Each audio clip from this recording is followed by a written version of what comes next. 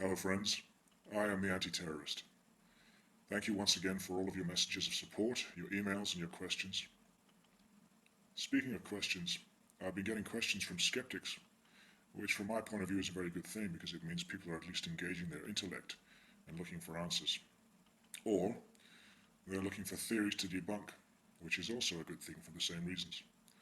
Now I've said it once before, but I'll say it again. I'll only present the facts. If I want to engage you in theory or a conversation about possibilities, then I'll create the context for it before I do, so we know what we're actually talking about. Now in this broadcast I'd like to address a question sent from a skeptic.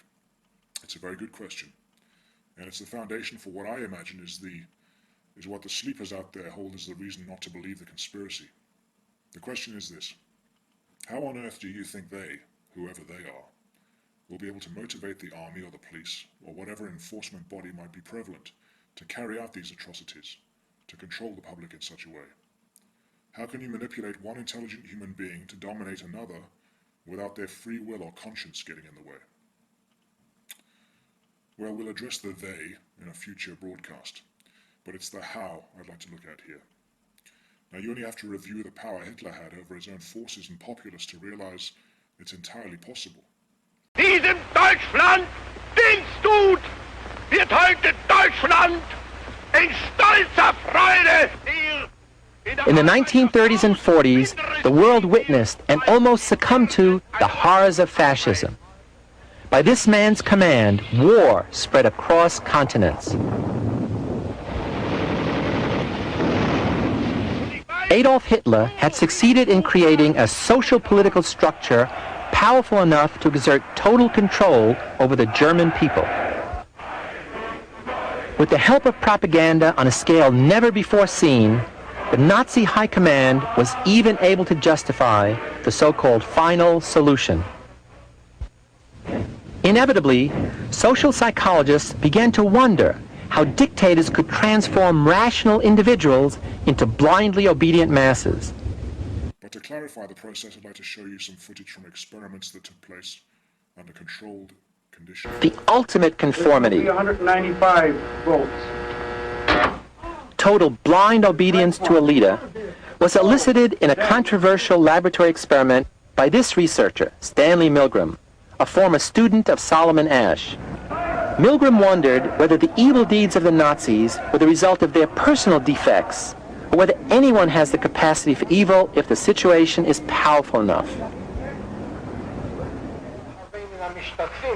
In 1961, when Hitler's henchman Adolf Eichmann was standing trial for war crimes, Milgram wanted to find out how far ordinary people would go in obeying orders.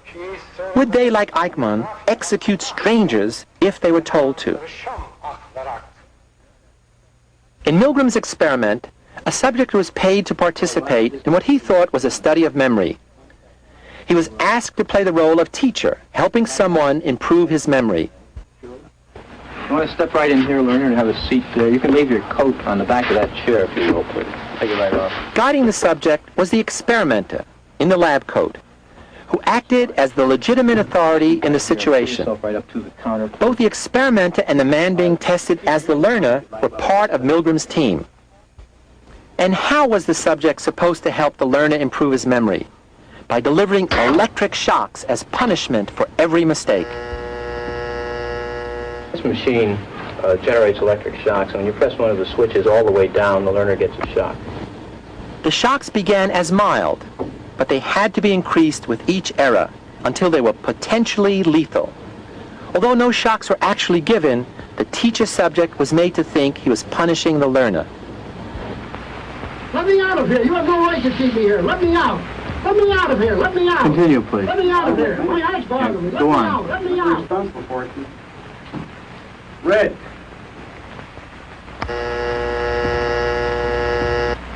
That is incorrect.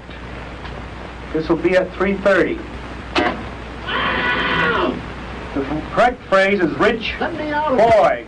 Let me out of here. My heart's bothering me. Let me out, I tell you. Let me out of here. Let me out of here. You have no right to hold me here. The next phrase is Let me fast. out.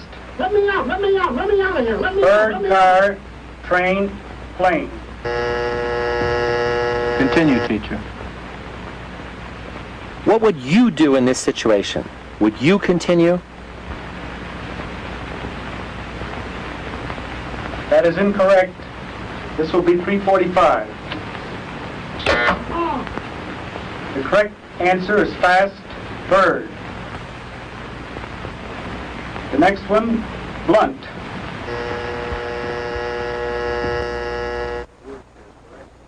At the time, 40 experts were asked to predict the performance of the subjects. They estimated that most would not go beyond 150 volts, and only 1 in 1,000, the sadists, would go all the way to 450 volts. In fact, 2/3 of the subjects went all the way. While many of them objected, the majority did not disobey. The experiment requires that you continue teaching. I asked Stanley Milgram how many of the subjects who quit the experiment ever got up to help the learner without first getting the experimenter's permission. He said, not one, not ever. So blind obedience is not limited to the fascist mentality. It's part of the basic human condition, brought out by situational forces. Hundreds and hundreds of subjects obeyed the experimenter, men and women, young and old.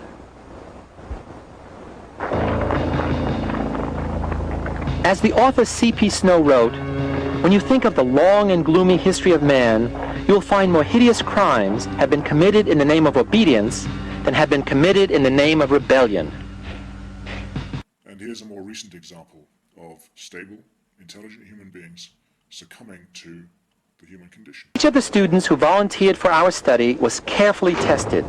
Each had to be psychologically and physically healthy to participate.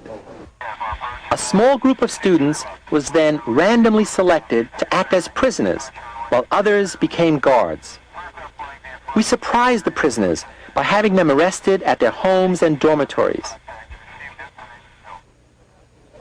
At the jail, uniforms and status symbols, rules, and other details helped distinguish between the two groups, which were indistinguishable at the start. The prisoners underwent a series of rituals to establish their new lowly status. They lived in tiny cells. They spent 24 hours a day here, cut off from their usual surroundings. What is happening to prisoner 819? Prisoner 819 is being punished, Mr. Correctional Officer.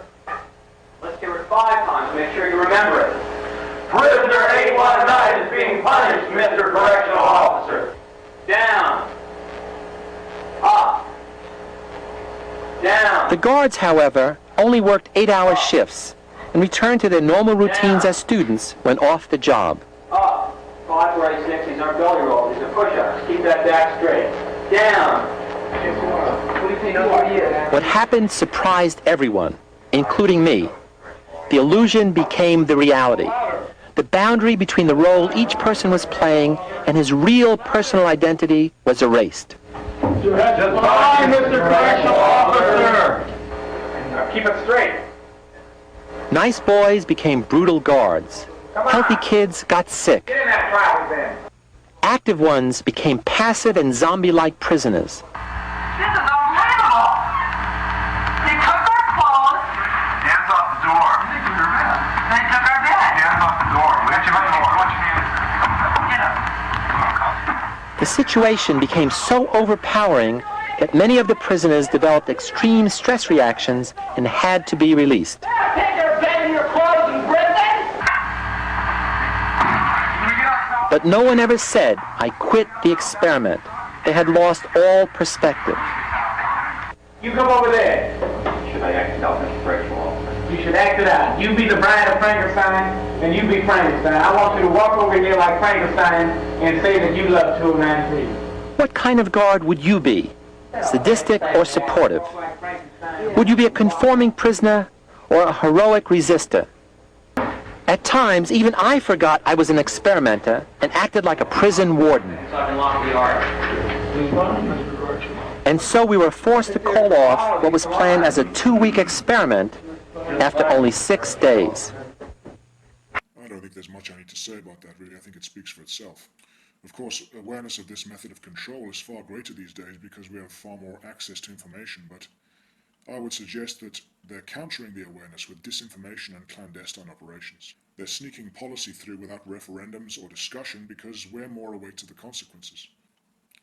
That's all for this particular broadcast. I hope I've answered your question, and I hope I've made myself clear.